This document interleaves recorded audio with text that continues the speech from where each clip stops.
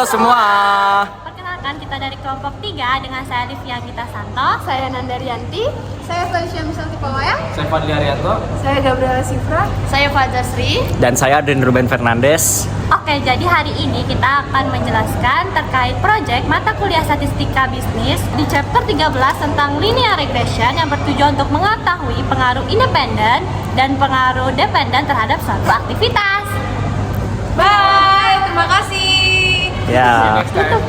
Ya udah nih lu tutup lah. Slide ini kita akan melihat data dari 5 produk obat yang berbeda dan pengaruhnya terhadap ukuran tekanan darah. Tabel ini menunjukkan dosis setiap obat atau X dan ukuran tekanan darah yang tercatat atau Y. Yang pertama ada paracetamol dengan dosis 500, ukuran tekanan darah 6,57. Yang kedua ada ibuprofen dengan dosis 200 dan ukuran tekanan darah 11,63. Yang ketiga ada amlodipine dengan dosis 5 dan ukuran tekanan darah 7,44. Yang keempat ada loratadine dengan dosis 10, ukuran tekanan darah 32,38. Dan yang kelima ada amoxicillin dengan dosis 500, ukuran tekanan darah 0,64. Di bagian bawah tabel kita juga bisa melihat total dari dosis yang diberikan untuk semua obat, yaitu 1215. Dan total ukuran tekanan darah yang tercatat yaitu 58,66. Data ini akan kita gunakan untuk menganalisa apakah ada hubungan signifikan antara dosis obat dan perubahan tekanan darah yang akan dijelaskan lebih lanjut di slide berikutnya. Selanjutnya kolom keempat, X kuadrat adalah hasil kuadrat dari dosis obat. Kolom kelima, Y kuadrat adalah hasil kuadrat dari ukuran tekanan darah. Kolom terakhir, XY adalah hasil perkalian antara dosis obat dan ukuran tekanan darah. Total X kuadrat sebesar 540.125. Total Y kuadrat sebesar 1282,6494 dan total XY sebesar 6292.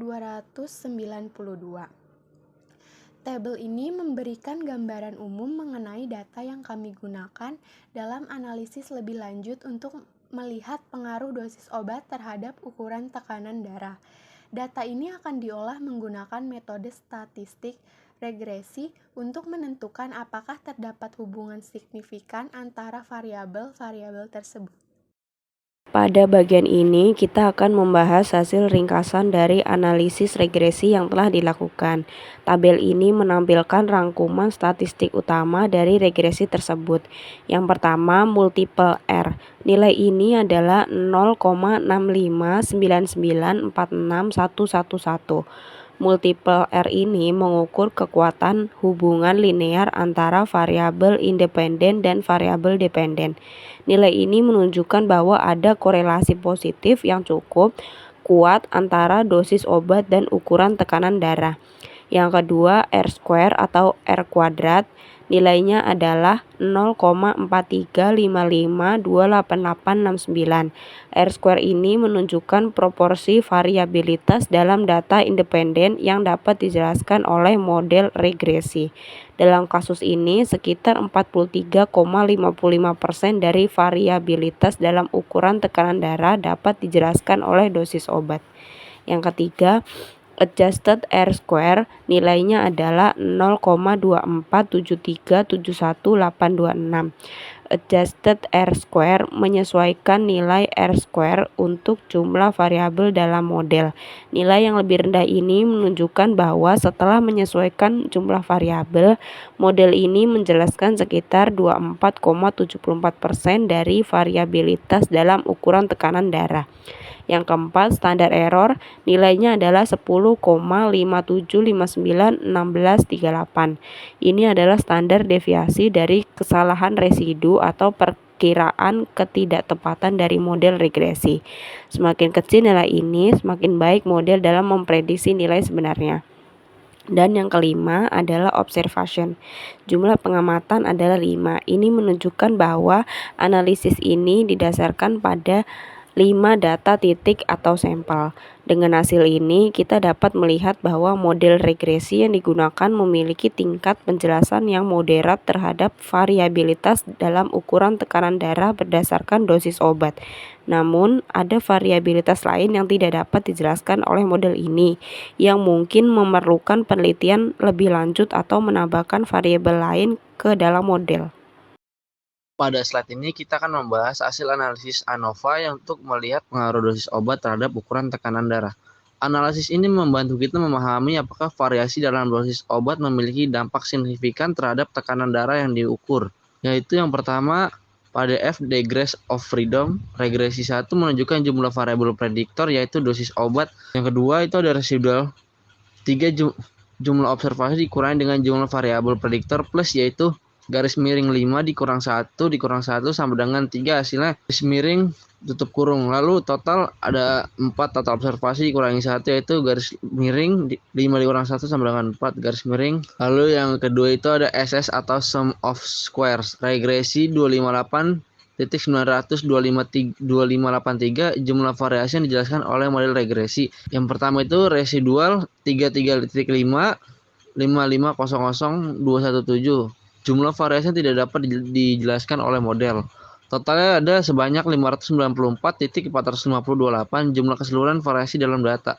3 itu ada mean square, regresi dengan jumlah 258.900.2583. SS regresi dibagi dengan DF regresi.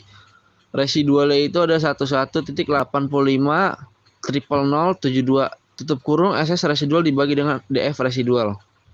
Yang keempat itu ada F statistik, nilai F statistik dengan angka 2.114.709.358. Rasio dari MS regresi dibagi dengan MS residual. Lalu yang kelima itu signifikan F, nilai P dengan jumlah 0,225.50552 menunjukkan probabilitas hasil terjadi secara kebetulan. Interpretasi hasil, nilai F sebesar 2.314.709.358 dengan nilai signifikan 0.2255052 menunjukkan bahwa kita tidak memiliki cukup bukti untuk menolak hipotesis 0 atau H0. Ini berarti bahwa dosis obat tidak memiliki pengaruh signifikan terhadap ukuran tekanan darah pada tingkat signifikan 5%. Dengan demikian, dari hasil ANOVA ini kita menyimpulkan bahwa variasi dalam dosis obat tidak mempengaruhi tekanan darah secara signifikan dalam sampel data ini. Baik, pada slide ini kita melihat hasil dari analisis regresi linier yang mengukur hubungan antara variabel dosis obat atau bisa kita analogikan sebagai X dan ukuran tekanan darah sebagai Y. Mari kita bahas setiap bagian dari tabel ini secara detail. Yang pertama ada koefisien. Tabel ini menampilkan koefisien dari model regresi. Ada 2 koefisien yang penting di sini yaitu ada intercept dan X. Intercept menunjukkan angka 19,633. Ini adalah nilai Y ketika X adalah 0, memberikan kita titik awal dari garis regresi. Yang kedua itu ada X menunjukkan angka minus 0,0325, menunjukkan kemiringan garis regresi. Bahwa untuk setiap peningkatan 1 unit dalam dosis obat, tekanan darah cenderung menurun sebesar 0,0325 unit. Yang kedua ada standar error. Kolom ini menunjukkan tingkat ketidakpastian dalam estimasi koefisien. Untuk intercept, error standarnya adalah 7,024. Dan untuk variabel X, error standarnya adalah 0,021. Semakin kecil error standar, semakin baik estimasi koefisien. Yang ketiga ada t-stat. T-stat digunakan untuk menguji apakah koefisien variabel secara signifikan berbeda dari 0. Nilai t-stat untuk intercept adalah 2,795 dan untuk X adalah minus 1,521. T-stat untuk X adalah minus 1,521 yang lebih kecil dari nilai kritis stable pada tingkat signifikan yang dipilih, yaitu sekitar 3,182 untuk DF-nya sebesar 3. Ini menunjukkan bahwa koefisien X tidak signifikan secara statistik. Yang keempat ada p-value. Kolom ini menunjukkan probabilitas bahwa koefisien ini terjadi secara kebetulan jika hipotesis 0 benar. P-value untuk intercept adalah 0,068 dan untuk variabel X adalah 0,226. Karena p-value untuk X 0,226 lebih besar dari tingkat signifikan 0,05, kita tidak dapat menolak hipotesis nol bahwa dosis obat tidak memiliki efek signifikan pada ukuran tekanan darah. Jadi kesimpulannya Intercept menunjukkan bahwa ada dosis obat yang diberikan, tekanan darah awal adalah 19,633 mmHg. Koefisien negatif untuk X menunjukkan tren penurunan tekanan darah dengan peningkatan dosis. Namun, ini tidak signifikan secara statistik berdasarkan nilai T-stat dan p-value. Yang selanjutnya adalah p-value yang besar untuk X, mengindikasikan bahwa hubungan antara dosis obat dan tekanan darah tidak cukup kuat untuk dianggap signifikan pada tingkat signifikasi 0,05. Ini berarti kita menerima hipotesis nol bahwa dosis obat tidak memiliki pengaruh signifikan terhadap ukuran tekanan darah berdasarkan data yang dianalisis. Dalam tabel ini, kita melihat interval kepercayaan 95% untuk dua parameter, intercept dan koefisien dosis obat, X. Untuk intercept, interval kepercayaannya adalah dari min 2,721 sampai 41,987. Ini berarti kita 95% yakin bahwa nilai sebenarnya dari intercept terletak di antara dua nilai ini. Sedangkan untuk koefisien dosis obat X, interval kepercayaannya adalah dari min 0,100 sampai 0,035. Karena interval ini mencakup nilai 0, kita tidak bisa menyimpulkan bahwa ada efek signifikan dari dosis obat terhadap tekanan darah pada tingkat kepercayaan 95%. Artinya data kita tidak menunjukkan bukti kuat bahwa perubahan dosis obat akan mempengaruhi ukuran tekanan darah secara signifikan. Pada slide ini, kita akan membahas bagaimana kita melakukan uji hipotesis untuk menentukan apakah dosis obat memiliki efek yang signifikan terhadap ukuran tekanan darah. Hipotesis H0 menyatakan bahwa tidak ada hubungan yang signifikan antara dosis obat dan ukuran tekanan darah. Dalam konteks ini, kita ingin mengetahui apakah dosis obat berpengaruh terhadap perubahan tekanan darah atau tidak. Dari analisis regresi, kita mendapatkan nilai T-stat-nya sebesar min 1,52. T-stat ini digunakan untuk menentukan apakah koefisien dari variabel dosis obat secara signifikan berbeda dari 0. Kemudian untuk membandingkan T-stat ini, kita menggunakan nilai T-table yang sesuai dengan tingkat signifikan yang telah kita pilih, yaitu 0,05, yang derajat kebebasan DF dari data kita. Dalam kasus ini, DF dihitung sebagai jumlah observasi dikurangi dengan jumlah parameter yang diperkirakan, yaitu 5 dikurang 2 menjadi 3. Dari T-table kita menemukan nilai T kritis untuk DF-nya itu 3 dan apanya 0,025.